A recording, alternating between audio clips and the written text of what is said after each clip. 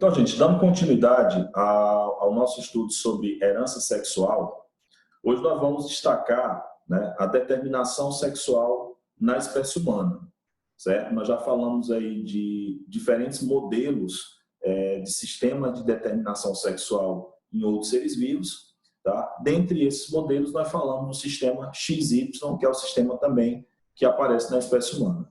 A diferenciação do sexo na espécie humana, no caso homem e mulher, ele é um processo que inicia durante o desenvolvimento embrionário com a definição genética do sexo, né? E essa definição genética é exatamente o que nós vamos destacar nessa aula, tá? Existem outras formas de diferenciação sexual, mas nós vamos trabalhar exatamente com aquela relacionada à determinação genética do sexo. O que é essa diferenciação genética do sexo?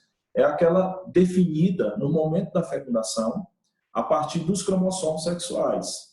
Se o indivíduo ele for formado por dois cromossomos sexuais X, ele vai ser do sexo feminino. Se ele for formado por um cromossomo X e um cromossomo Y, ele vai ser do sexo masculino. Então, aí se define o sexo genético do indivíduo.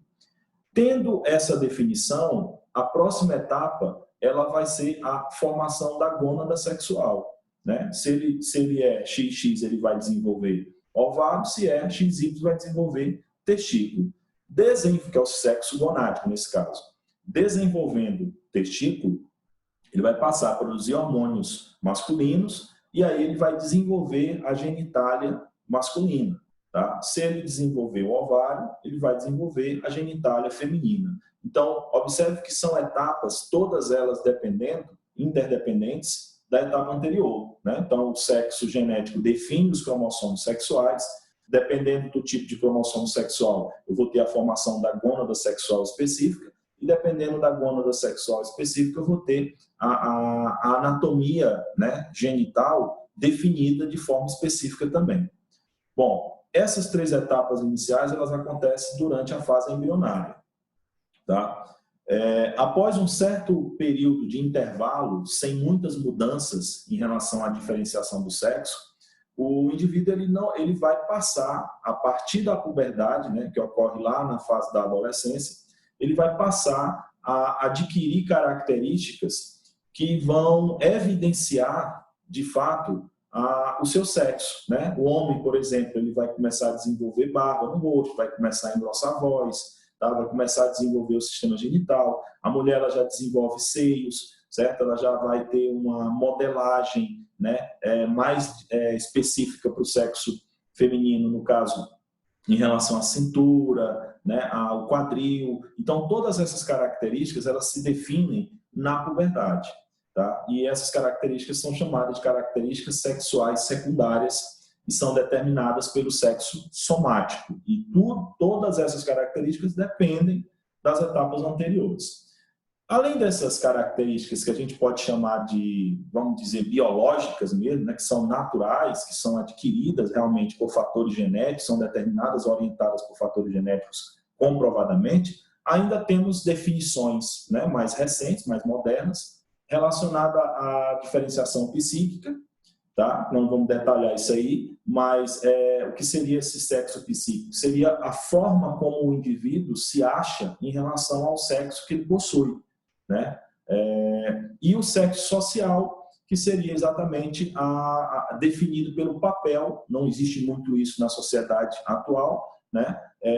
O papel social que esse indivíduo tem dentro do seu ambiente, né? O que ele faz, o papel da mulher, o papel do homem. Embora isso não é, de fato, algo tão simples de se definir, porque esses papéis sociais, homem e mulher, né, eles são, na verdade, muito diversificados. Então, não dá muito para você identificar o sexo através dessa condição. Tá? Então, nós vamos aqui, basicamente, focar na determinação genética do sexo, certo? Que é determinada aí pelo nosso sistema XY.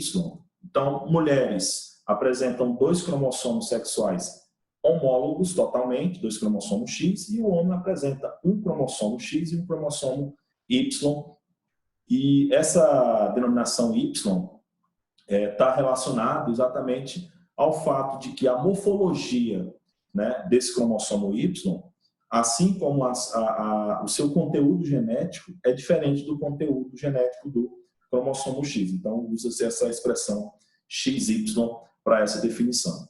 É importante lembrar também outra coisa, que a mulher, apesar dela ter dois cromossomos sexuais X, tá? É importante dizer que um deles é inativo, que é o que nós chamamos de cromatina sexual ou corpúsculo de Barr, né? Isso, a lei de Lyon, né, ela explica essa inativação como sendo uma forma que o sexo feminino tem de compensar a quantidade genética, né, em relação ao sexo masculino. Em outras palavras, o que eu quero dizer? O homem ele só tem um cromossomo X, então ele só tem vamos imaginar que aqui tenha 30 genes no cromossomo X. A mulher, ela tem 2 cromossomos X, ela teria o dobro do número de genes do cromossomo X. Então, para compensar essa quantidade reduzida, né, de genes para o cromossomo X no sexo masculino, compensa-se, né, no caso, inativa-se um desses cromossomos X, de tal forma que a quantidade fica equilibrada aí em relação aos genes. Tá? E a gente verifica isso em algumas situações problema, que nós vamos nos deparar aí em que, por exemplo, uma mulher, mesmo ela carregando, por exemplo, mesmo ela sendo, um exemplo aqui para o daltonismo, por exemplo, né? Mesmo ela sendo heterozigota para o daltonismo, tipo XDzão, XDzinho, é possível que ela desenvolva o daltonismo. Por quê? Porque se o cromossomo X que carrega o gene dominante for o cromossomo inativo, ela vai expressar a característica recessiva. Então, é por isso que em algumas situações de questões que aparecem, né, questões de Enem, já vi questões nesse modelo, fica um pouco obscuro muitas vezes se você não lembrar dessa relação. Tá? Um dos cromossomos X feminino é inativo.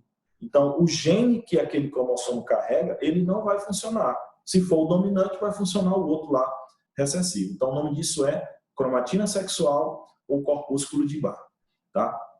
Bom, os cromossomos sexuais, né, os cromossomos sexuais humanos, como nós já falamos, eles são morfologicamente diferentes em relação homem e mulher. Né? Então, por exemplo, nas mulheres, eles, como eu já havia falado, eles são totalmente homólogos, certo? Ou seja, existe uma simetria total entre os cromossomos sexuais femininos. Isso quer dizer o quê? Que todos os genes que aparecem nesse cromossomo eles vão estar presentes também no outro cromossomo. Já no indivíduo do sexo masculino, tá? Você observa que existem regiões homólogas, regiões não homólogas, regiões exclusivas, certo? Por quê? Porque eles não são totalmente iguais. Tá? O cromossomo X ele vai ter aqui alguns genes que não vão estar presentes no Y. Por isso que o Y recebe essa denominação, tá? Por conta dessa diferença morfológica e diferença genética, que é a mais importante. Então, vamos fazer aqui uma espécie de mapeamento dessas regiões cromossômicas. Então, essa região aqui é chamada de região não homóloga de X. Isso quer dizer o quê? Quer dizer que os genes que existem nessa região do cromossomo X, eles não aparecem no cromossomo Y. Tá? Essa é a definição. Essa região do cromossomo Y, ela é uma região exclusiva do cromossomo Y, ou seja, os genes que aparecem aqui, eles não existem no cromossomo X. Como o cromossomo Y só existe no indivíduo do sexo masculino, todos os genes que estão presentes nessa região, eles são exclusivos do sexo masculino, diferente dos que aparecem aqui nessa região do cromossomo X, que também vão aparecer em indivíduos do sexo masculino, considerando que o homem também tem cromossomo X. Tá? Já o cromossomo Y, ele só vai estar presente no sexo masculino. Então, essa região ela é chamada de região ímpar, tá? Ou chamada de região não homóloga de Y. Todos os genes que estão aqui, eles recebem uma denominação de genes holândricos.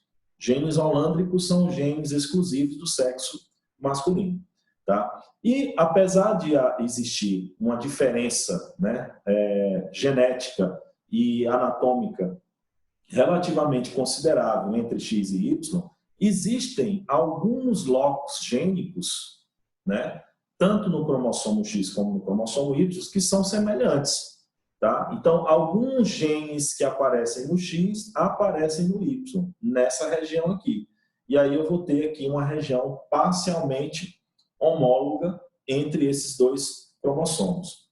Qual a importância da gente compreender essa diferenciação em relação a essas regiões? Existem vários tipos de heranças sexuais. Parte delas relacionadas a esses cromossomos que eu estou falando, e outras que, embora sejam sexuais, não estão relacionadas a ele. Falando daquelas que são relacionadas a cromossomos sexuais, a caracterização dela, a classificação dela, vai depender da região em que o gene está colocado. Por exemplo, toda herança determinada por genes localizados nessa região do cromossomo X, ela vai ser classificada como sendo uma herança ligada ao sexo, que é o caso do daltonismo, da hemofilia, da distrofia muscular, da adrenoleucodistrofia, tá? Do raquitismo hipofosfatêmico, que a gente vai ver mais adiante, certo? Tudo isso aí seria uma herança ligada ao sexo. Toda herança que for determinada por genes localizados nessa região aqui, né, que é a região não homóloga de Y, ela vai ser chamada de herança restrita ao sexo. Tá? Essa expressão restrita é porque essa região ela é uma região exclusiva do sexo masculino, portanto, só vai aparecer indivíduos que forem do sexo masculino. Se o gene estiver localizado nessa região parcialmente homóloga, então a herança que ele vai determinar é uma herança parcialmente ligada ao sexo, que é o caso da retinite pigmentar. Então, compreender a localização, né, compreender a região em que o gene determinante da herança se encontra, é de fundamental importância para você saber qual tipo de herança sexual a gente está falando. E aí, como eu falei, além dessas aqui, dessas três, existem outras que o gene não está localizado em cromossomo sexual, ou seja, ele está localizado em cromossomos autossômos, mas são consideradas heranças sexuais, que é o caso da herança com efeito limitado ao sexo e da herança influenciada pelo sexo, que a gente vai ver mais adiante, certo? Então, vamos caracterizar cada tipo de herança dessa, começando aqui pela herança ligada ao sexo. Por que ela é ligada ao sexo? Porque o gene que determina, ele está localizado naquela região não homóloga do cromossomo X, ou seja, o gene está presente no X, mas não está presente no Y. Mas como ele está presente no X, esse tipo de herança ele vai se manifestar tanto em homens como em mulheres, porque ambos apresentam cromossomo X. Exemplo é o daltonismo, como eu falei, a hemofilia, a distrofia muscular, a adrenoleucodistrofia, o raquitismo hipofosfatêmico, né, que dessas que foram citadas, essas 5 que foram citadas, ele é o único dominante.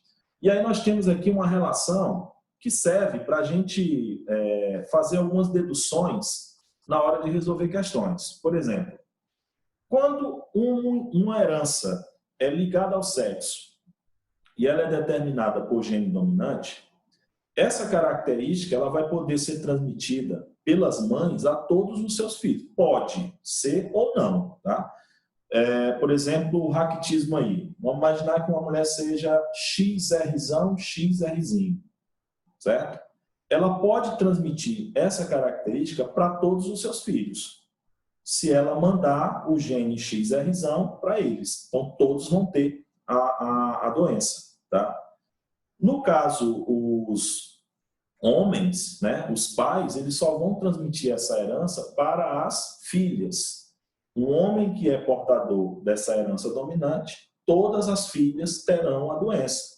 Por quê? Porque o homem passa para as filhas o cromossomo X. Como esse gene é dominante e está ligado ao X, todas as filhas desse homem vão ter essa doença. Tá? Já os homens, ele não vai passar. Por quê? Porque os filhos homens desse pai, todos eles vão receber apenas o cromossomo Y. Tá? Quando a herança é recessiva, e ela é ligada ao sexo, o caráter ele vai ser transmitido pelas mães aos filhos homens, tá? Pelas mães aos filhos homens. As meninas só terão a característica, ou seja, as meninas só vão ter essa característica recessiva se o pai também for, tá? Porque se o pai não for, ele não vai mandar o gene recessivo. Mas isso aqui a gente vai ver com mais detalhes, né? Quando a gente for fazer questões, e a gente vai conseguir identificar isso aqui na prática através do heredograma, tá? Que é só uma dica de fato para a gente ter uma noção de se essa herança é recessiva ou se essa herança é dominante, mas no final da aula eu vou mostrar algumas situações que mostram, que revelam, né, como essas condições aparecem em questões. Então vamos aqui para alguns exemplos dessa herança sexual. O primeiro exemplo é o daltonismo, que é uma anomalia visual. Vamos ser bem breve aqui nessa parte, mas o importante é você saber o tipo de herança, né? Se ela é ligada, se ela é restrita. Então, o daltonismo é uma herança visual, uma anomalia visual, em que as pessoas vão ter dificuldade de perceber, distinguir, né, as cores verde e vermelho. Por exemplo, essa figura aqui, por exemplo, se você for daltônico, você não vai conseguir visualizar que aqui no meio tem o número 8. Tá? Então, esse aqui é um teste que, inclusive, é realizado aí pelos sistemas de trânsito, né, quando vão habilitar pessoas à carteira de motorista. E uma das formas é você analisar essa figura para ver se você consegue identificar a cor vermelha, né, nesse mosaico aí que tem também algumas figuras verdes. Então, a pessoa que é daltônica, ela não tem essa capacidade.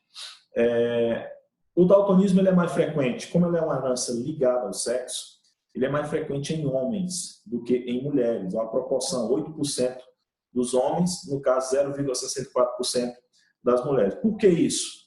Porque como ela é uma herança ligada ao sexo, o homem ele vai manifestar essa herança com apenas um alelo. A mulher, para expressar essa herança, ela precisa de 2 alelos, certo?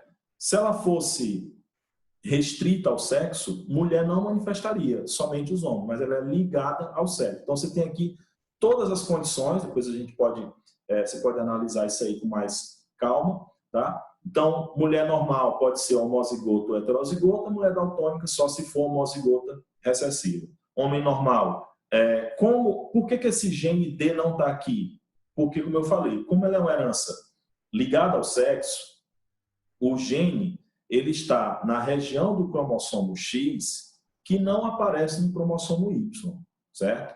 Então, como é que eu vou chamar, professor, esse genótipo aqui? Que aqui eu chamo de homozigoto. Aqui eu chamo de heterozigoto.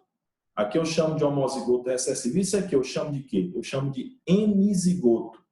Hemizigoto. Quando você ouvir falar essa expressão hemizigoto, trata-se de uma característica que é determinada por um gene localizado no cromossomo X, e eu estou falando de um indivíduo do sexo masculino, porque ele vai manifestar essa característica com um único alelo.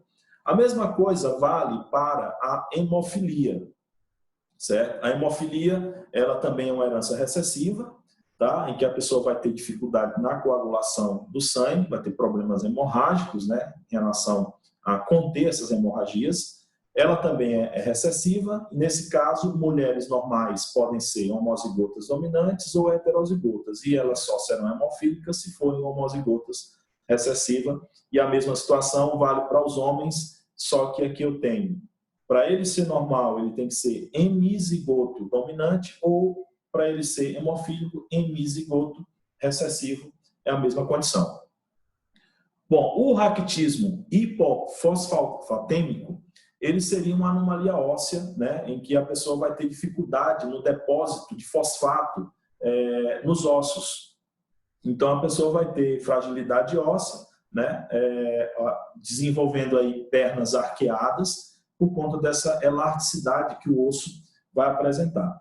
Enfim, geneticamente falando, ela é uma herança de caráter dominante. Isso quer dizer que, e ligada ao sexo, né? Aqui inverte-se a situação. Como ela é dominante, a frequência de mulheres, né, portadoras dessa doença é maior do que a de homens, porque ela tem 2 possibilidades em 3 para manifestar essa doença. Ó. Se ela for homozigota ou se ela for heterozigota, ela manifestaria o raquitismo.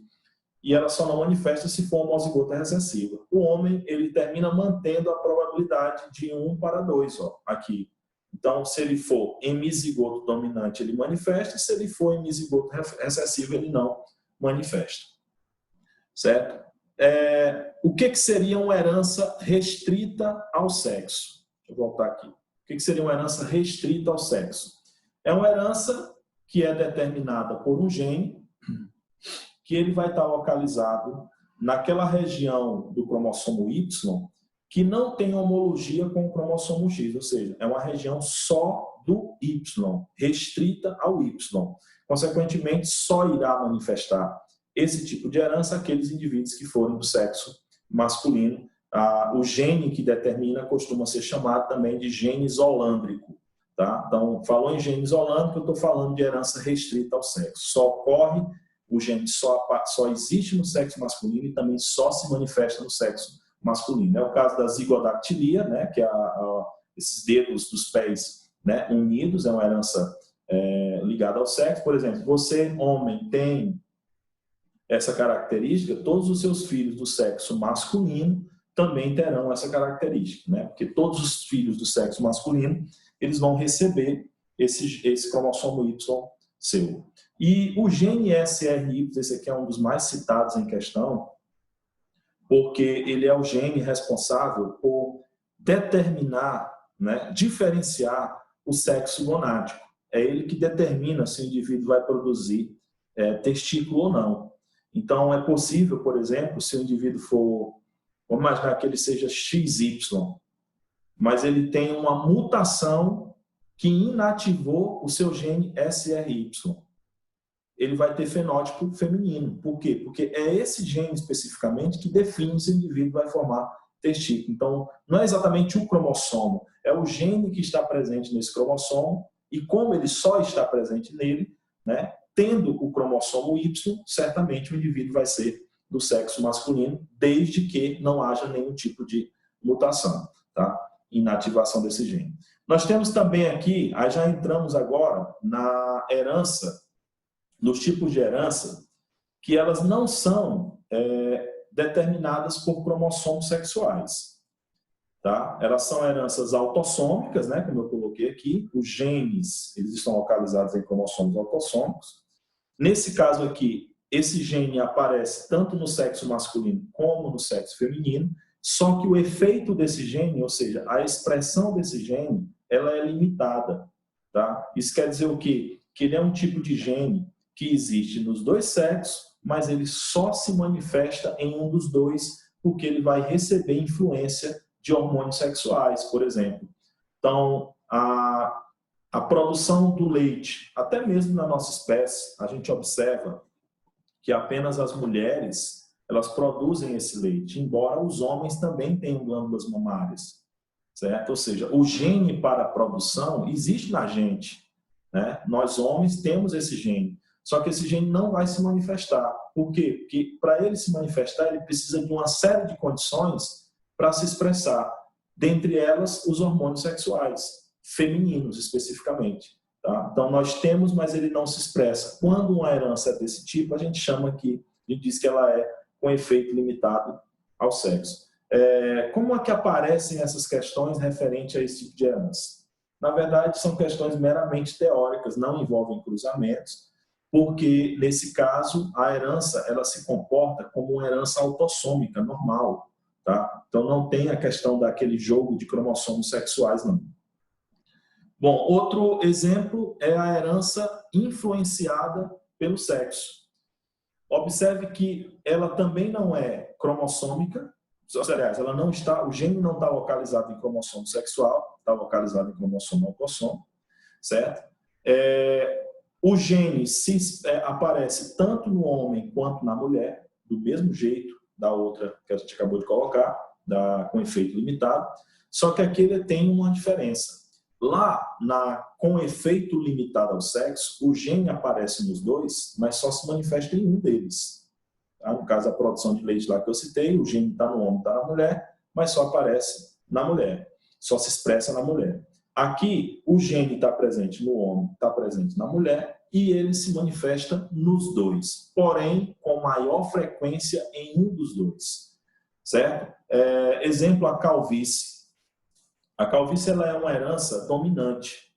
Se ela não tivesse nenhuma influência do sexo, por exemplo, uma mulher que fosse cesão-cesinho, ela deveria ser calva. Porque como a herança é dominante, ela deveria manifestar essa característica. Só que nesse caso, ela só vai manifestar a calvície, tá? Se ela for homozigota dominante. Já o homem, ele manifesta a calvície sendo ele homozigoto ou heterozigoto, certo? Então isso prova que a ação desse gene dominante só vai realmente ter efeito de expressão quando influenciado pelo tipo de sexo do indivíduo. Então, ele também recebe um efeito hormonal, tá? Então, eu tenho o gene dominante, mas eu sou heterozigoto. Como eu sou do sexo masculino, os meus hormônios sexuais masculinos, eles vão reforçar a ação desse gene. Você, mulher, é heterozigota, mas não é calva. Por quê? Porque você não tem esses hormônios masculinos que vão evidenciar, né, reforçar a expressão desse gene.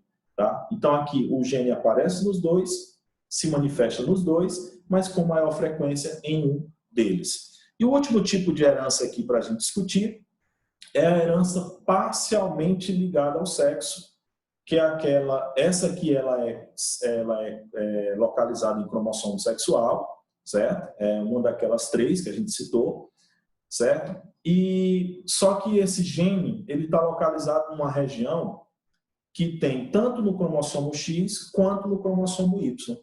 É a chamada região pseudo-autossômica, né?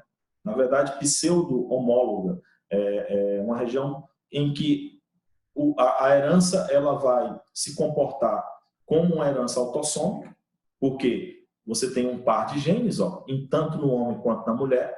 Observe que o indivíduo que é XY, ele também carrega o gene R, né, para retinite pigmentar. Tá? Tanto o indivíduo XX carrega 2 genes para essa herança, quanto o indivíduo XY. Então, apesar dela estar localizada em cromossomos sexuais, o comportamento dela é como se fosse uma herança autossômica. Por isso que é chamada de pseudo-autossômica.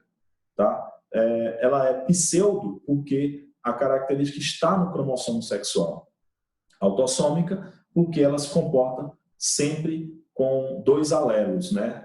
Um par de genes, tanto no sexo masculino como no sexo feminino. É o caso aí, por exemplo, da retinite pigmentar, que é uma anomalia que está associada à degeneração da retina, né? Que pode levar à cegueira do indivíduo. Ela é uma herança de caráter dominante nesse caso. Bom, como que eu vou identificar? Isso aqui a gente já mostrou em outras situações, lá da genética mendeliana. Como é que eu identifico um tipo de herança quando ela é autossômica, né? Vou só passar rápido aqui, porque o que interessa é a sexual para a gente agora.